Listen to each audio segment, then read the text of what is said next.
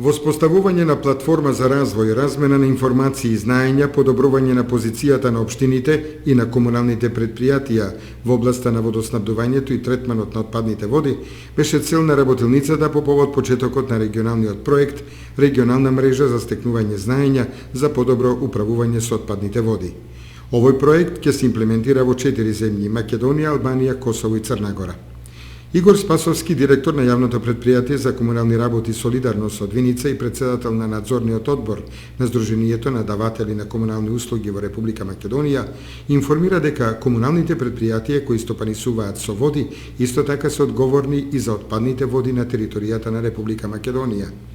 За таа цел поединечно досега е решавано третирањето на отпадните води, но директивите од Европската Унија наметнуваат поинаков начин на решавање на овој проблем и интегрирано управување со отпадните води. Овој проект е финансиран од Германската агенција за техничка помош. Инаку, кога се воспостави интегриран систем во сите градови на Македонија, тогаш заедно со околните држави ќе биде многу полесно барањето средства од европските или од други фондови.